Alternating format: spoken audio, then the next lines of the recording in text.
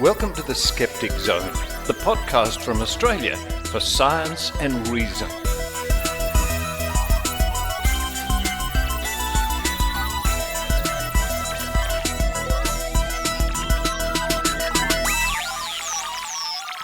Yes, it's the Skeptic Zone podcast, episode number 638 for the 3rd of January 2021. Happy New Year.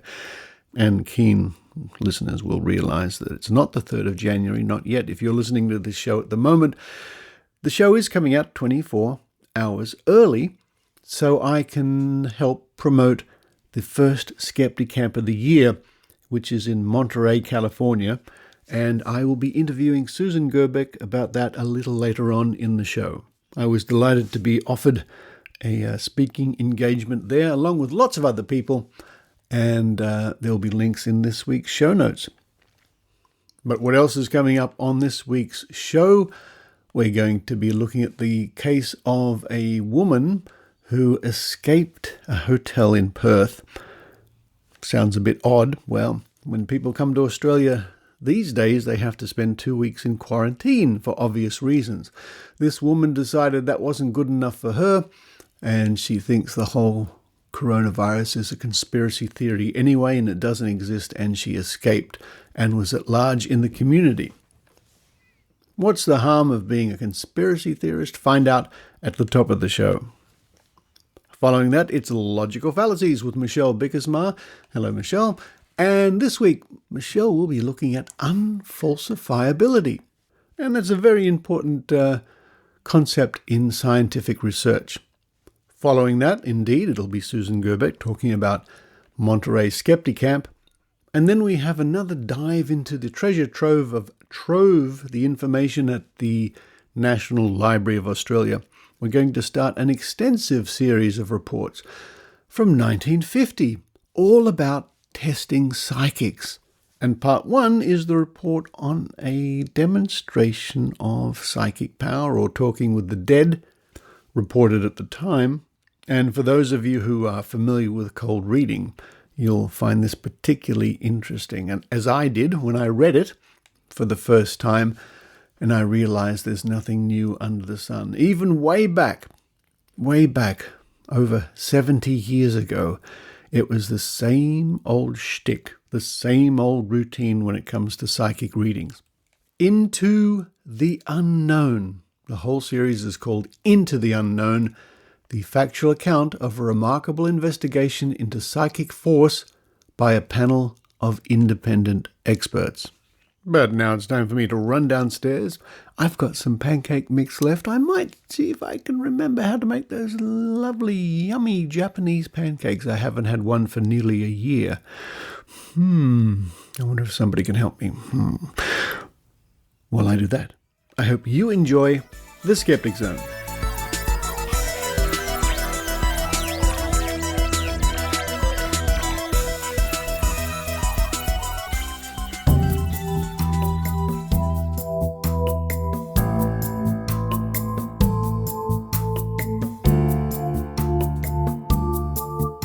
As I record this, Australia is sadly suffering somewhat of a little resurgence of COVID-19.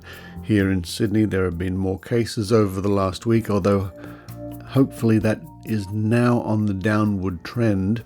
There are some clusters that we don't know how they came about, and whole sections of Sydney, up in the north, the northern beaches they call it, is still on lockdown, and borders are shutting around Australia once again. There are more cases in Victoria, for example. Now, I don't expect this to last very long, but in the meantime, we all have to be very careful indeed, so this latest outbreak is contained. Which brings me to the story of a woman who arrived back in Australia. And the process is for people arriving in Australia, and it has been for some time now, that they are escorted from the airport in buses. They all get into a bus by the police and the army and are taken to special quarantine hotels. So, for example, if you arrive in Sydney, you are processed at the airport and loaded onto a bus with other people. Now it could be any one of a number of hotels dotted around Sydney, mostly downtown Sydney. And there you stay in your room for 2 weeks. Nobody enters the room. Your food is brought up and left outside your door. There's a knock on the door and you don your mask and retrieve the food and other items from outside your room, and then you go back straight into your room. So the idea, of course, is that people coming into the country, especially, sadly to say, from the United States, don't roam around society and spread yet more COVID-19. And this whole process works very well. It was introduced quite early on in the pandemic, and when it was introduced, the hotel quarantine, the cost was borne by the Australian government. Well, that sort of stopped some time ago. Now the cost is borne by the people in quarantine, and it's roughly about 3,000 Australian dollars. But be that as it may, most people come out the other side and they're back in Australia, in Sydney and Adelaide, Melbourne, wherever. Here's the story, though, of only a week ago of a woman who arrived back in Australia into the city of Perth, and she was travelling from Spain. Now, her name is Jenny DeVois, and what she did after about 5 days or so, she decided to leave the hotel room because she couldn't stand it anymore, and she thinks that COVID-19 is probably a conspiracy or, as you'll hear, spread by 5G. And I pick up the story, and it's published in multiple places, but here's a story written on the 7 News website at 7news.com.au. Jenny DeVois, woman who allegedly fled COVID hotel quarantine, shared bizarre online rants before incident. An alleged quarantine escapee threatened to leave her hotel room and denied the existence of coronavirus in a series of bizarre online rants. Self-proclaimed world changer Jenny Marie DeVois sparked a manhunt in Western Australia on Saturday when she was found missing from her Perth hotel. West Australian police said she had not completed her 14-day stay at the Pan Pacific Hotel after arriving from virus-riddled Spain. 12 hours after allegedly leaving, she was found in Rockingham and charged with breaching emergency health orders. But in a series of videos shared to Facebook 2 hours before she allegedly left the hotel, she said she had no intention of completing her stay. She blamed heightened allergies in her hotel room as a reason she felt she had to leave, but also claimed the coronavirus was not real. They're going to use the army to mass vaccinate you for a 0.03% contraction rate of a virus that does not exist, with a 99% healing rate, she said in a 9-minute video. I'm done having to suffer because people won't stand up for their rights. Everybody needs to start to wake up. If they don't remove me from this hotel room today, I'm going to walk out of here. Posting to a Facebook group harbouring conspiracy theories about coronavirus, DeVois said she did not consent to a test. I had to involve a lawyer yesterday when they told me they would come to my room and force test me, she said. I am peaceful in using my rights, and some police have been extremely rude and aggressive. Please share my story. She refused to be tested for the virus on her second day of quarantine, as is required in Western Australia. DeVois faced court on Sunday, with her lawyer arguing the charges against her were heavy-handed. The law did not agree and refused her bail application, remanding her in custody until January the 4th. She was voluntarily tested on Sunday afternoon and returned a negative result. A review is now underway as to how she was allegedly able to walk out of the hotel. Now, there are many other news outlets covering this story too in the last week. And here is a brief excerpt from some of her online rants. Can you please wake up? There's no virus. It's a frequency spectrum radiation from 5G. Today I am going to be walking out of here. If there's somebody brave enough in Perth to do a drive-by and pick me up, because I'm going to be walking down there, I'm telling those security guards if they lay a hand on me, every single one of them will be subpoenaed and charged.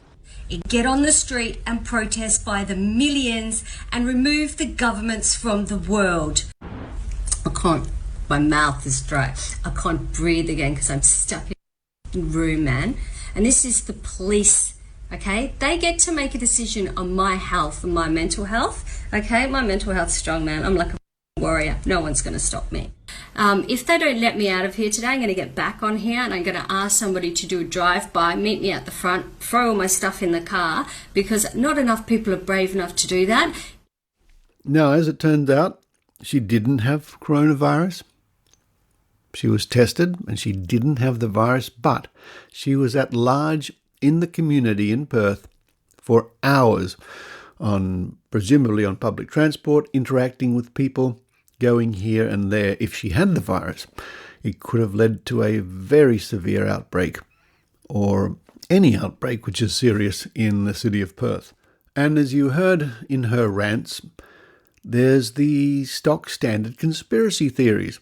Coronavirus doesn't exist, or if something does exist, it's being spread by 5G. These are just, classic sad conspiracy theories. And also we have the hints there of somebody who's been listening to far too many freemen of the land, sovereign citizen arguments, like if the authorities lay a hand on me, they will be subpoenaed, and words like this, which more or less comes from American conspiracy theorists. Now, as a result of all this, and I now am glancing at the ABC website for other information, the Western Australia's Health Minister Roger Cook says he is disappointed and angry at the traveller who left Perth Quarantine Hotel, and she now faces a fine of up to $50,000 or 12 months imprisonment. Now, that would be the maximum, I imagine. I don't think even if she's convicted, you'll get anything like that. However, that's the possible penalty. And indeed, the magistrate who was looking at this case blasted her and said that she had shown blatant disregard for the state's pandemic situation. Well, from what I can gather, this system of having people escorted from the airport when they arrive and taken to hotels for 2 weeks of quarantine isolation has been spectacularly successful. Yes, there is still coronavirus at large in our society. It's very much contained, and we have the odd flare-up, which we're having now. But by and large, compared to other countries, I think the situation is being handled reasonably well. So this woman turned out not to have coronavirus, which is a stroke of incredibly good luck.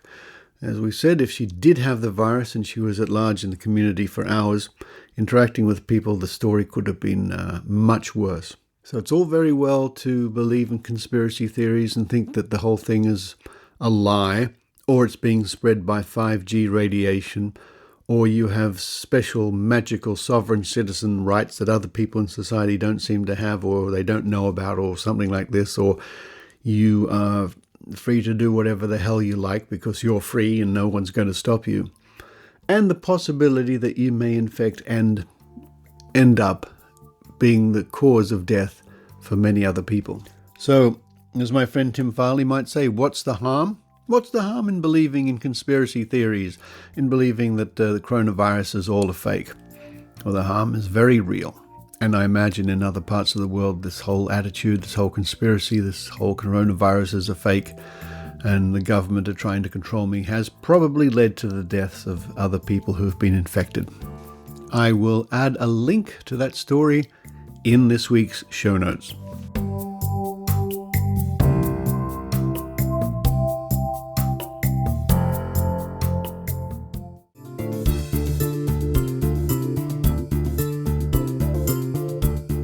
G'day, this is Dr. Karl Kruszelnicki, proud to be a skeptic, and you can find out more about me at drkarl.com and get lots of free stuff there as well.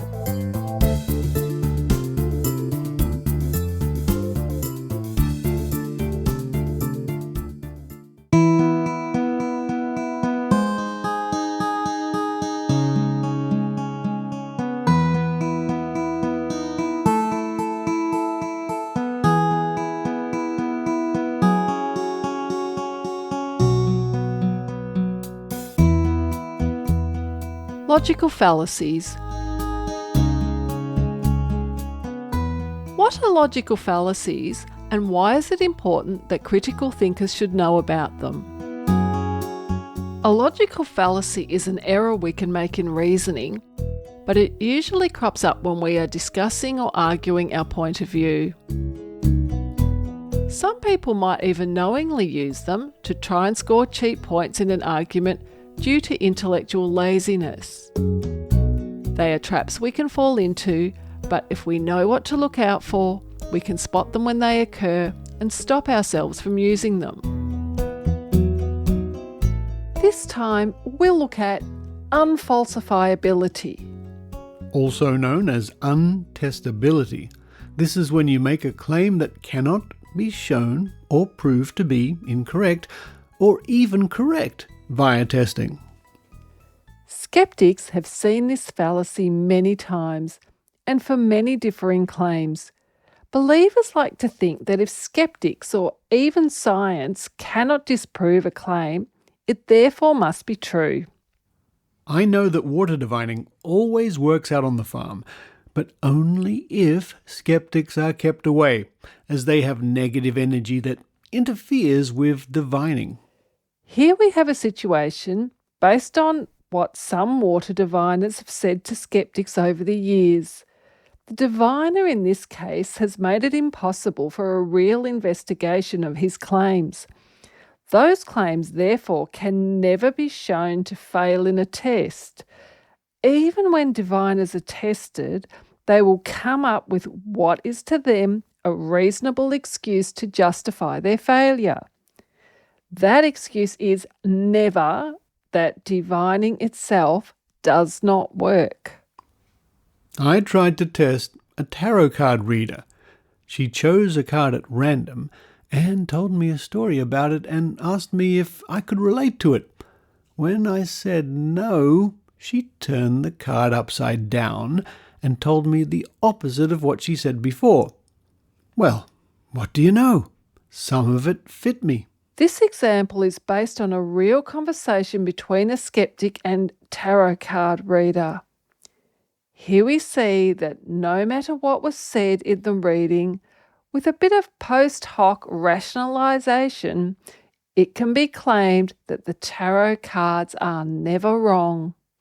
I have a dragon living in my garage. It's invisible, so you cannot see it. It breathes fire, but the fire is also heatless, so you cannot detect it. The dragon floats in the air, so you cannot weigh it. But take my word for it, the dragon is real. Here we have a classic example from Carl Sagan in his book, The Demon-Haunted World.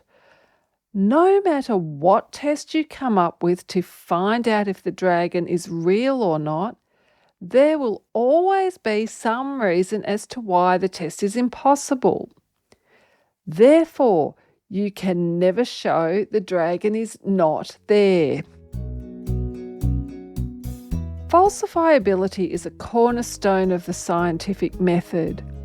Any claim put forward that cannot be, at least in theory, be shown to be incorrect is unscientific and deserves your skepticism. Knowing a logical fallacy when you hear one, and even knowing its name, is important when arguing your point of view. However, you may come across as arrogant and not get very far if you call it out by name to your opponent when you hear it being used. If your opponent calls you out for using one, it's time to stop and think about how you are making your case. Use your knowledge of logical fallacies wisely, and remember that even if your point of view is right and you know all the pitfalls in arguing your case, it doesn't always mean you'll win on the day. And as skeptics, we must also remember that we too can be wrong at times. I'm Michelle Bickersma from the Vic Skeptics. Thanks for listening.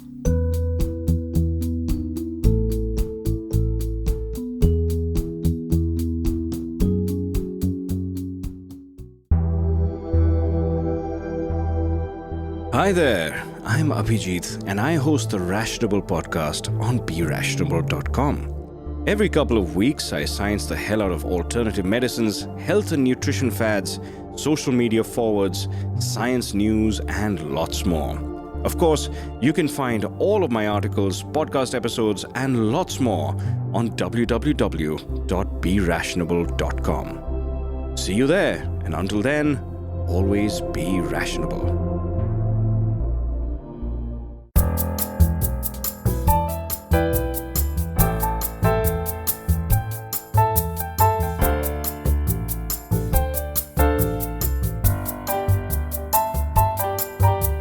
I think we need to think.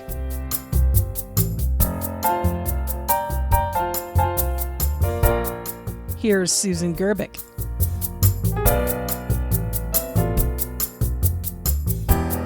Joining me now on the line, and she often does, from beautiful Salinas, California, from Guerrilla Skepticism on Wikipedia. You know her well. Her favorite number is 5. It's Susan Gerbic. Hello, everyone. Happy New Year. Happy New Year indeed, Susan. And for you, it's New Year's Day. Yes, it is. It is just morning for me. I just finished breakfast. Great. Well, Happy New Year again, 2021. And what better way, Susan, what better way to start a new year than with a skeptical meeting? Tell me everything.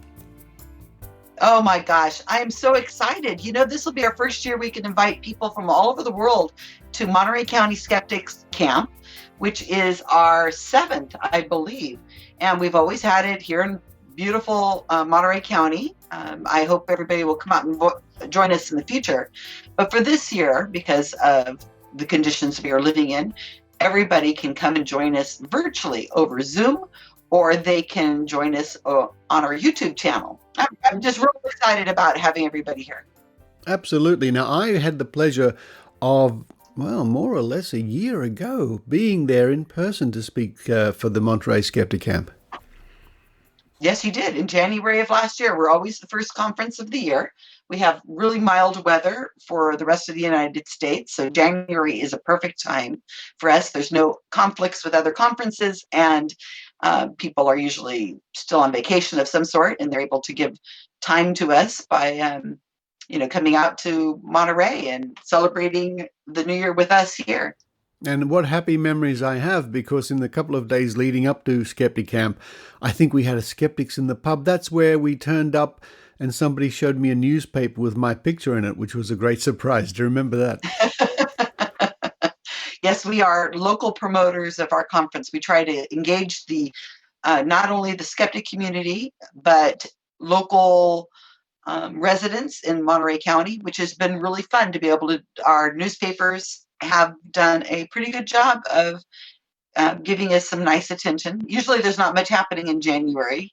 So, they are happy to do advertisements for us. So we usually attract about 50 people to 70 people in person at Skeptic Camp each year. It was a great day because I gave a talk for everybody and then sat back at the back of the room in my little Skeptic Zone table and then reported from about the rest of the convention. What happy memories I have for that day. It was really fabulous. And meeting everybody and having Skeptics in the Pub, all the things I really miss.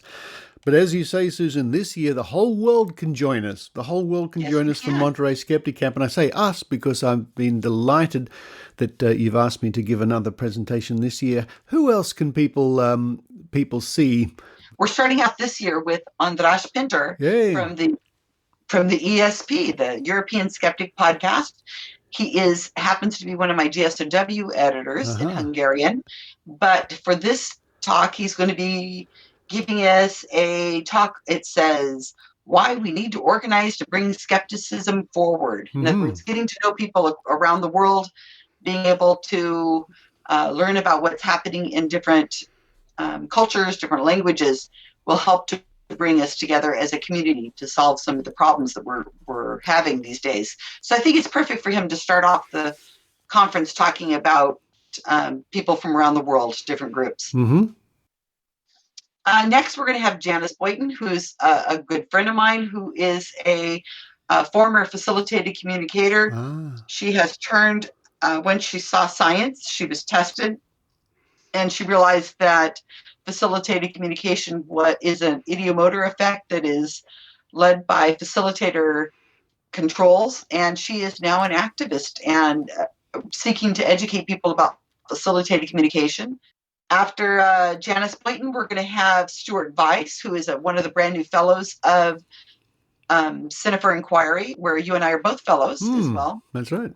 And he's going to be talking about superstitions and do they work? So that'll be really fun. Okay. After that, we have Kelly Burke, and she is going to be speaking about the beginnings of GSOW, learning what it's like to be an editor, and joining a skeptic movement recently.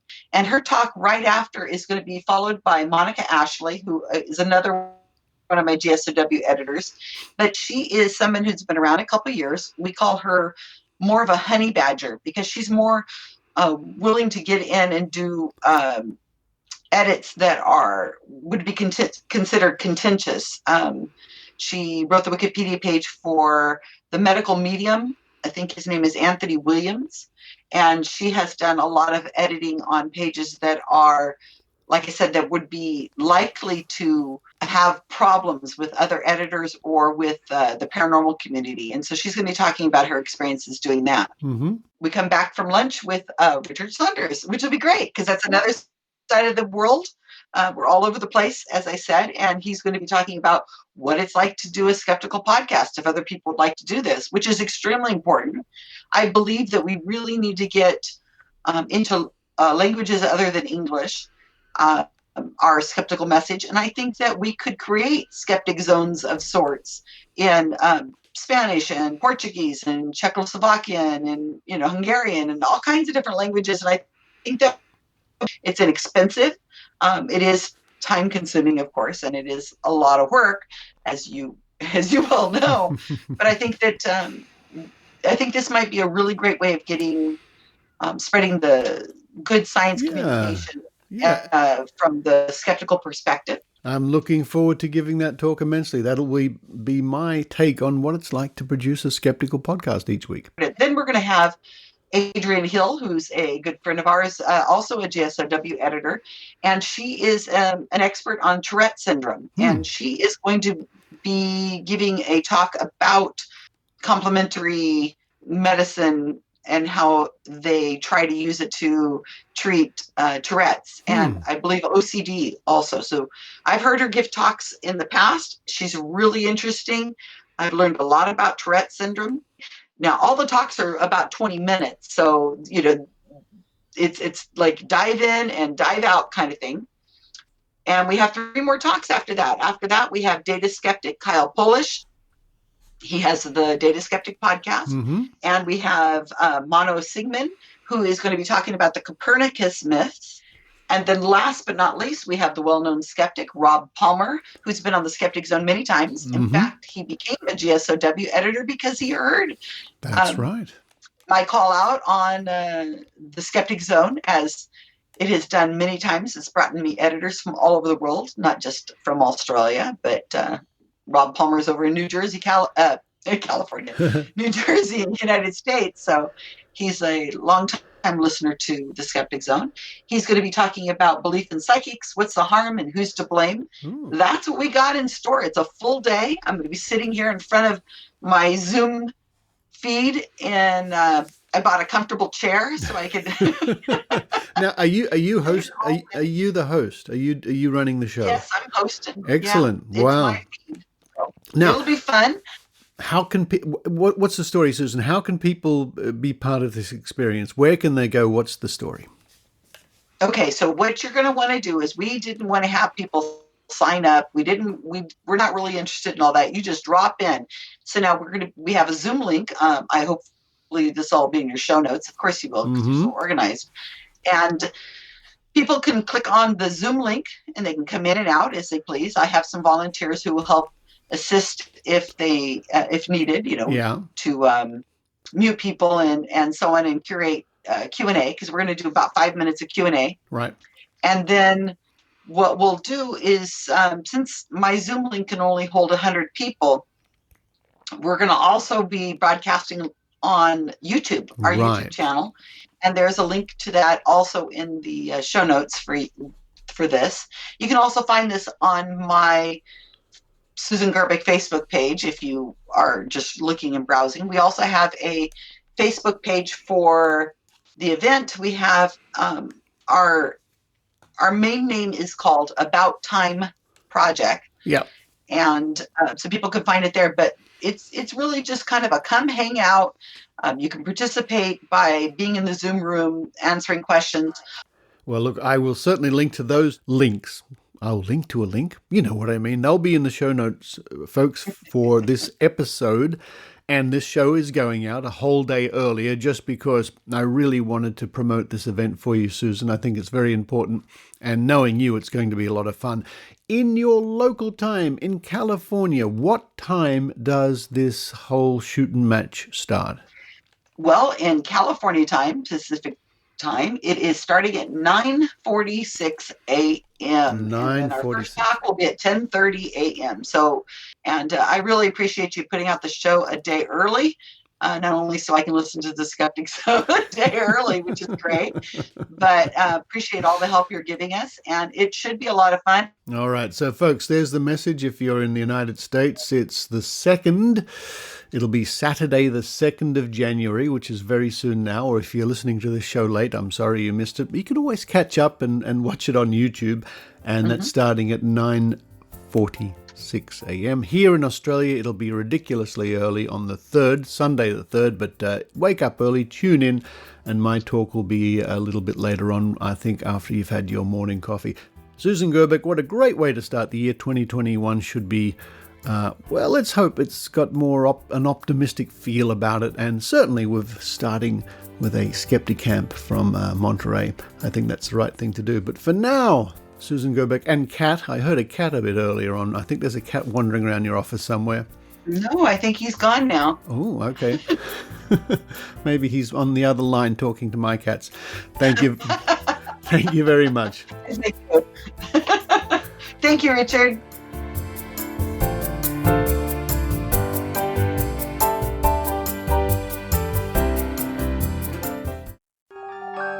Aliens are probing people and mutilating cows. 9/11 was an inside job. Homeopathy cleared up my athlete's foot. Vaccines cause autism.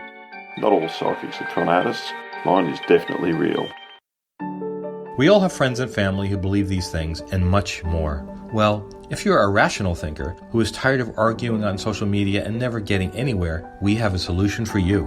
Join the Guerrilla Skepticism and Wikipedia team, and we will teach you how to add reliable scientific and skeptical information to the world's #1 source of information, Wikipedia.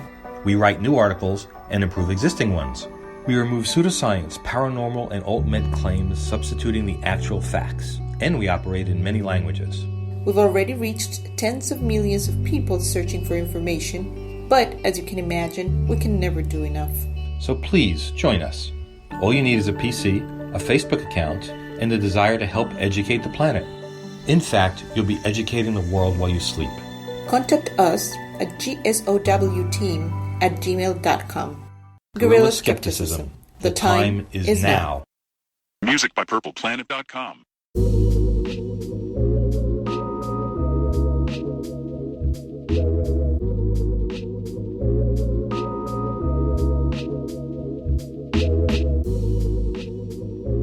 Into the unknown.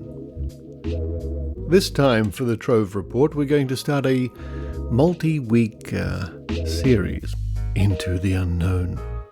Now, this comes to us, of course, from the archive at Trove, at trove.nla.gov.au. And this time we are reading from The Sun, from the 17th of September 1950. However, this series does span several weeks.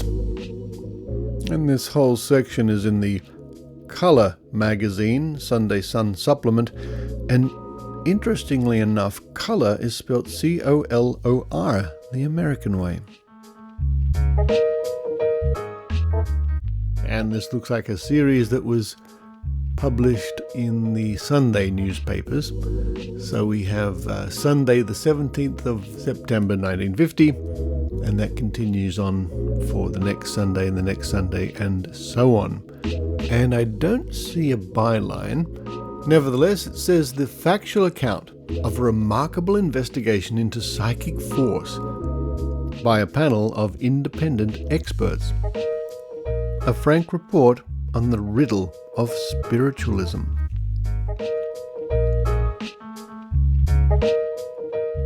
One of the most remarkable investigations into the world of the unknown was completed recently in England. A committee of experts was brought together to probe the riddle of spiritualism. Their task was to ascertain to what extent, if any, scientific proof of rational explanation could be provided for the mystery of the human mind's ability to transmit thought and see into the future.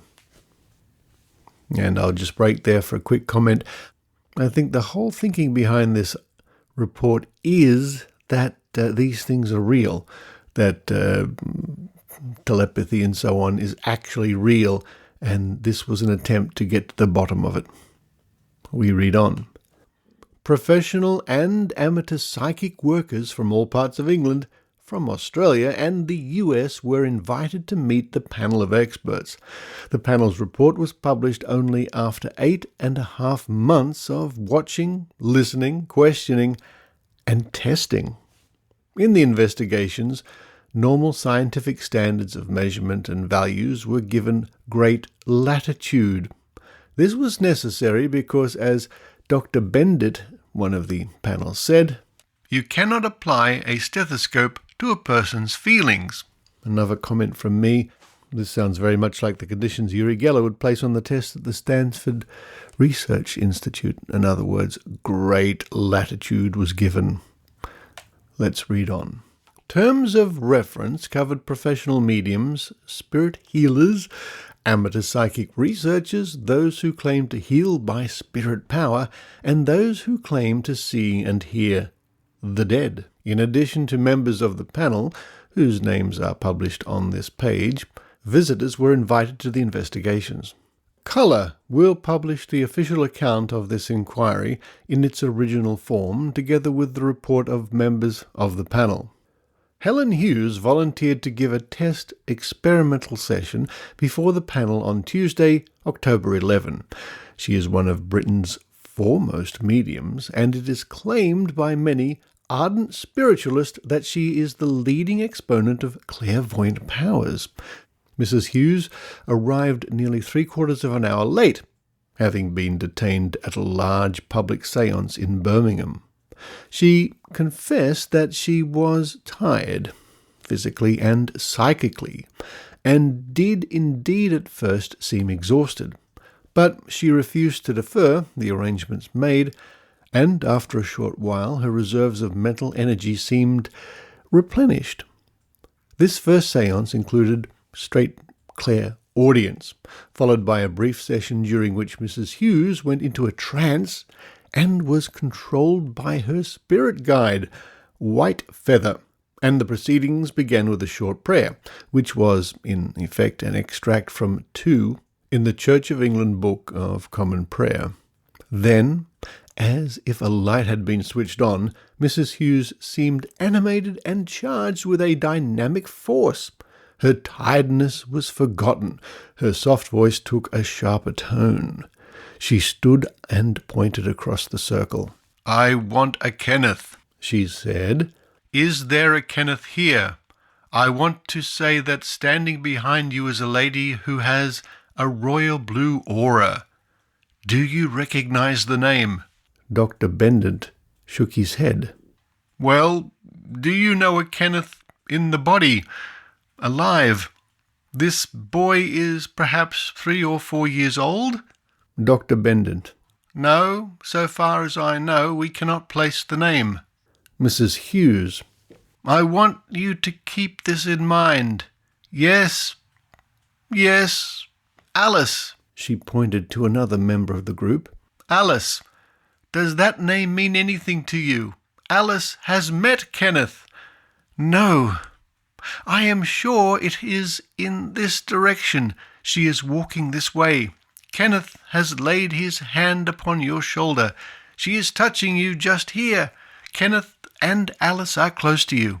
She says you must take the greatest care of yourself. Now you see how difficult this is. Already I've got something which I cannot speak about in front of everybody. If only I had you in little groups, just 2 or 3. A sitter being addressed. That's all right. You may speak freely. I know I'm not well. Mrs. Hughes, touching her left breast. There is a condition here. Quite inaccurate diagnosis, commented Dr. Bendit, who knew the case. A material condition, do you understand? But you are not to worry. They want you to know that they are applying themselves to this on the other side. There was an awkward silence. Mrs. Hughes turned at last to Lord Amwell. Are you interested in survival? Lord Amwell. Yes, of course, but... Medium. There is somebody standing right behind you. Do you know who Bill is? Yes. She turned as though listening to a spirit voice. Yes. There was something wrong with the left arm or shoulder, as though a shock or seizure. William Hall. Yes, William Hall. I've got to make this quite clear. Lord Amwell.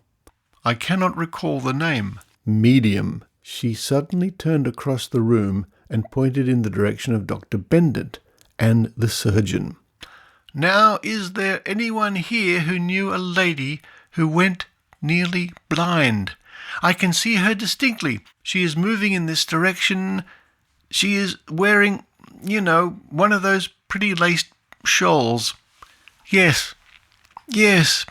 It is as if she were looking for somebody. She's talking to you. She indicated Dr. Bendit. Like this. Leaning forward like a very old lady. She watched you as a child. I can tell by the way she's clinging to you. She tells me, yes, your aura is a violet shade. She tells me, you don't mind me saying this in public, do you? But you will soon be turning the corner. There have been obstacles, but now you are on the right way. You are heading for the threshold of something much bigger. I'm putting it that way because I know you'll understand what I'm trying to say. She says, tell him I'm watching. Dr. Bendit shook his head and confessed he could not place her. Medium. Elizabeth, I'm quite definite about this. Was she not your mother's sister?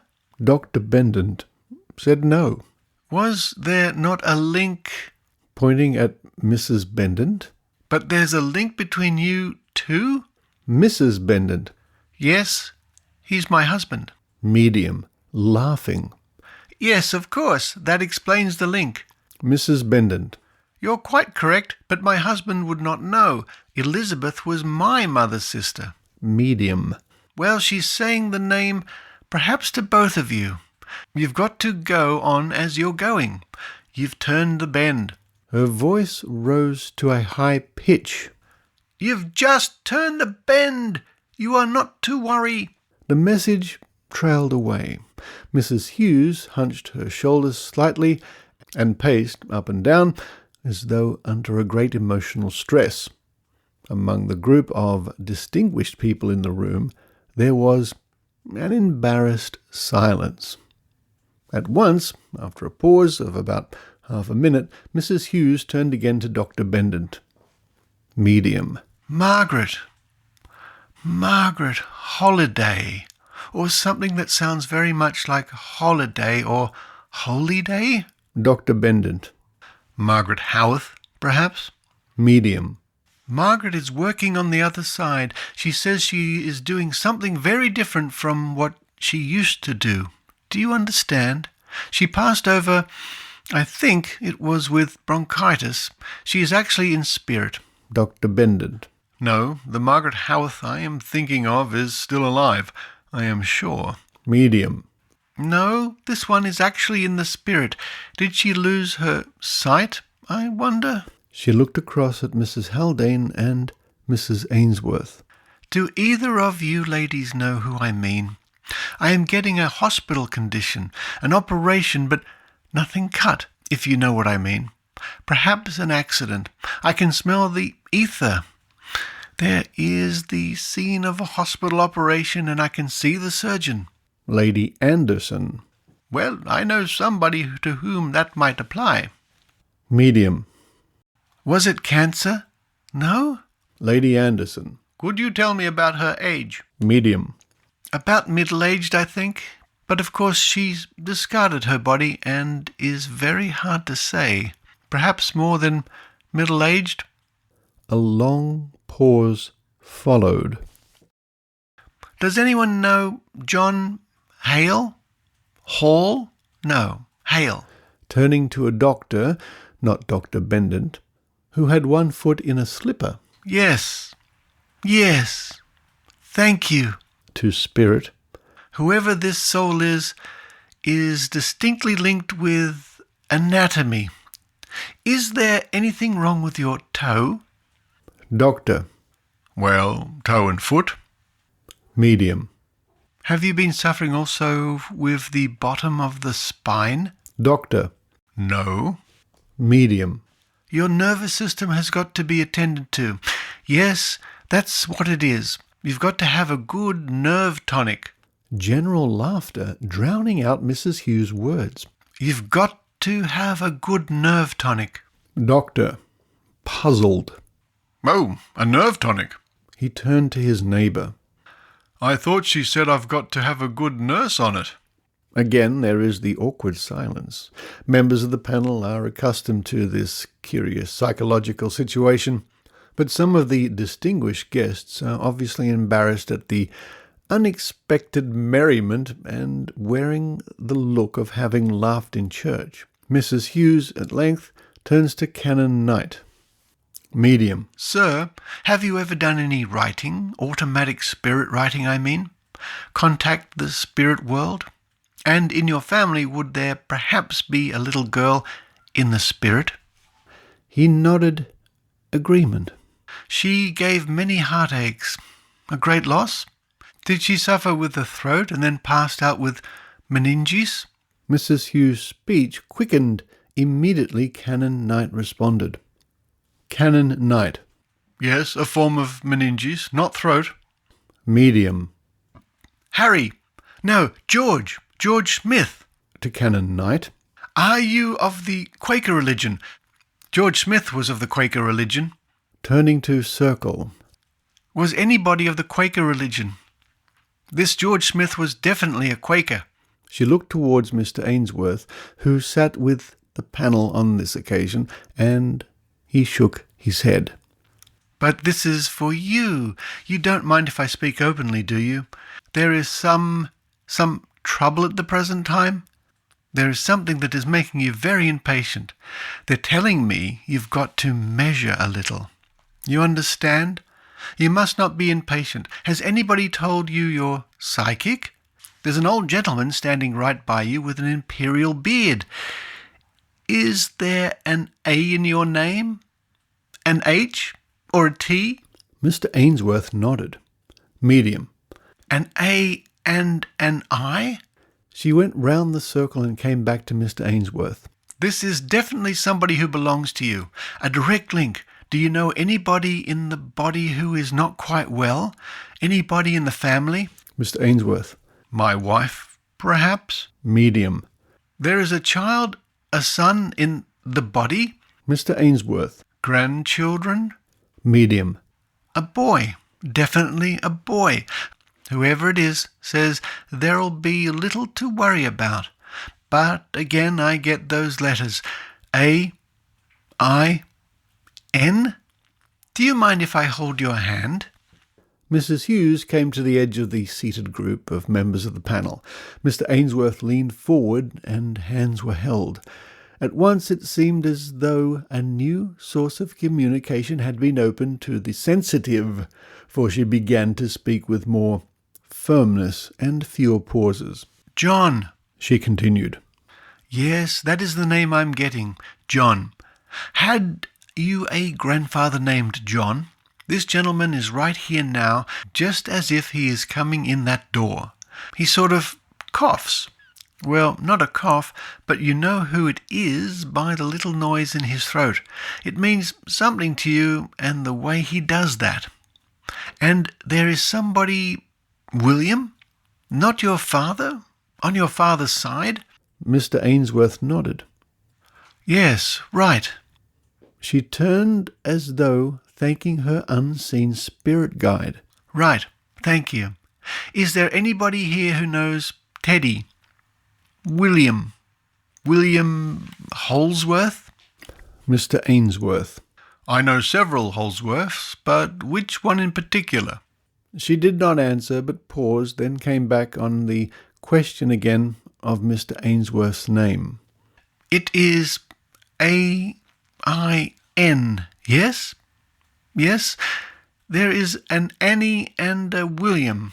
Mary Ainsworth, would that be?" Mr. Ainsworth. "Well, that's near it." The medium turned to Sir John Anderson, who had been watching the proceedings with silent interest. Medium. "Did you know a lady who was stoned death? Wilson? Does that mean anything? Did you know a Wilson? Jane? No, John. John Wilson." "That's Sir John Wilson," muttered Sir John Anderson. "Did you know him well? Of course you did." Her voice rose to a pitch of excitement. "He used to come up to you like that, didn't he? And he used to say—" Mrs. Hughes spoke heartily, mannishly. "The best is yet to be." "Yes, yes," said Sir John, eagerly, as though greeting an old friend. Almost as an anticlimax after this prompt recognition by Sir John, she turned vaguely to another sitter.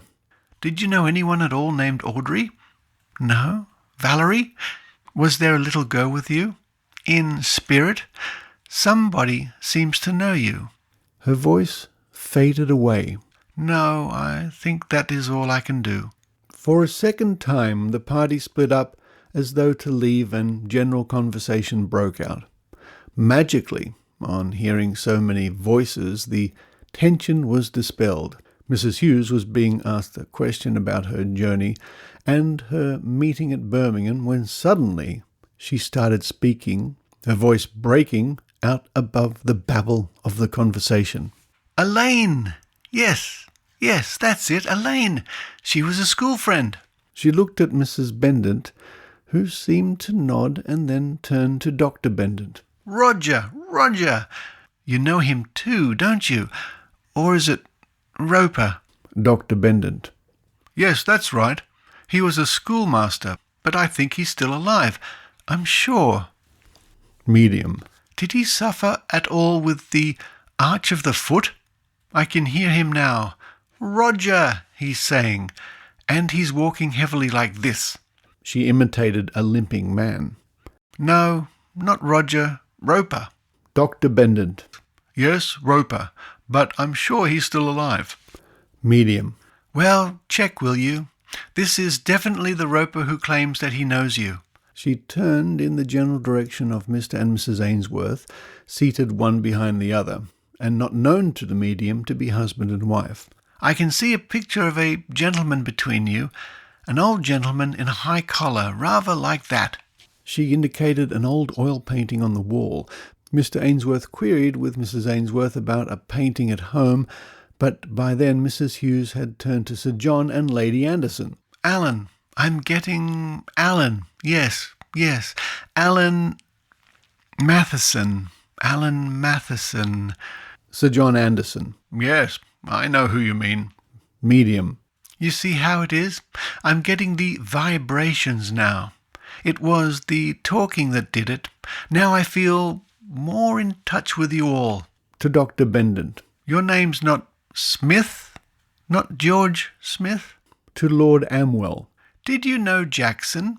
Mrs. Hughes sat in the vacant chair at his side and slumped in it mannishly. "He's trying to tell me Jackson's here.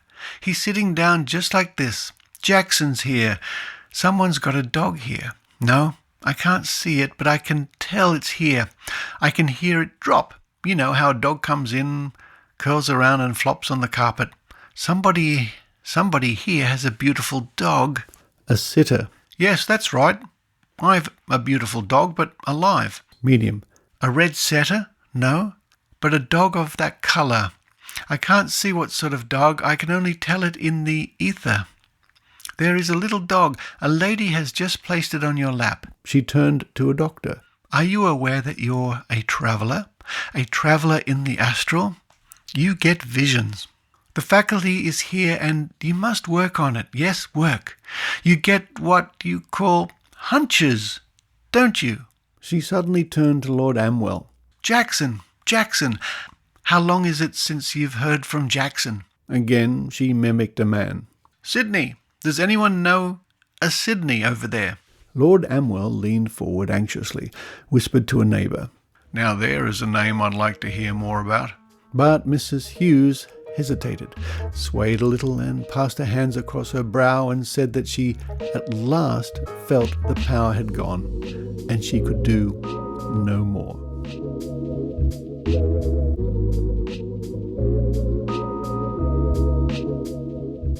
And that's the end of part 1, for our purposes, of this exciting tale. Into the unknown, what happens at a seance, and what I didn't include was there's a little account here of some of the people involved. There's a photograph of Sir John Anderson, Lady Anderson, somebody called L.A.G.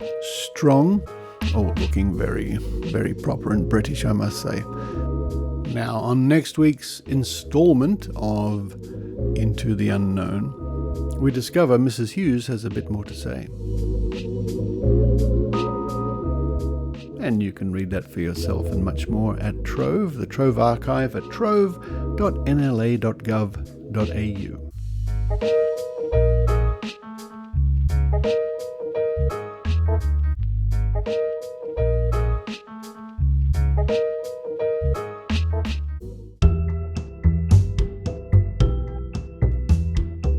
Thursday, the 7th of January. Join us for Sydney Skeptics in the Pub online. We present a talk by American skeptical investigator Kenny Biddle. Strategies for Solving Mysteries. This talk will cover some of the various investigation strategies Kenny uses when taking on paranormal claims. Cases that have been solved will be featured to demonstrate exactly how these strategies helped. Kenny Biddle is a science enthusiast who investigates claims of paranormal experiences, the equipment including video that people use to search for strange things, and the evidence presented for ghosts, UFOs, and cryptids. That's Sydney Skeptics in the Pub online. 7 p.m, Thursday the 7th of January. Join in via Twitch at twitch.tv/Australian Skeptics. See you there.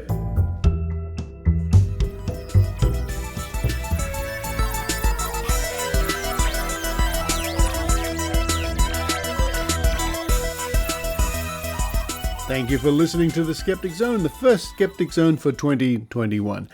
And it's so nice to hear and see that people have been downloading the Skeptic Zone calendar, which isn't really a Skeptic Zone calendar. It's my origami calendar at skepticzone.tv. Scroll to the bottom of the page, and I've been delighted to see people on Zoom meetings have been holding up their printed out calendar and saying how much they like that. It's yours free to download, and it's a nice way to spend 2021. And if you want a crazy way to spend 2021, as if 2020 wasn't crazy enough, you can download the Maynard calendar at maynard.com.au. And thank you to Maynard, who put on a New Year's show just the other night, going for hours right through New Year's. Coming up on next week's show, we continue our series from 1950 Into the Unknown. And next week, our medium our psychic, Mrs. Hughes, is taken over by the spirit of White Feather. Thank you to those people who have supported the Skeptic Zone for years and years and years at Patreon or PayPal at skepticzone.tv. And if you want to help Science and Reason and podcasts and the Skeptic Zone do what it does or does what it do or something like that, you can head over there and become a Patreon, or you can contribute through PayPal yourself. Much appreciated, and it's the only reason the show keeps going. So all you people who do chip in, who do become patrons of the show, that's the reason everybody else can hear the show. Thank you. But for this week, and I'll get ready now for my talk for Monterey Skeptic Camp, this is Richard Saunders signing off from Sydney, Australia. You've been listening to the Skeptic Zone podcast.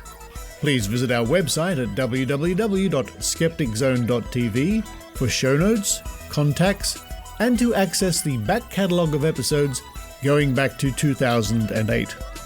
You can follow the Skeptic Zone podcast on Twitter at Skeptic Zone, visit our Facebook page, or leave a review on iTunes. You can also support the Skeptic Zone via Patreon or PayPal. The Skeptic Zone podcast is an independent production. The views and opinions expressed on the Skeptic Zone are not necessarily those of Australian skeptics or any other skeptical organisation.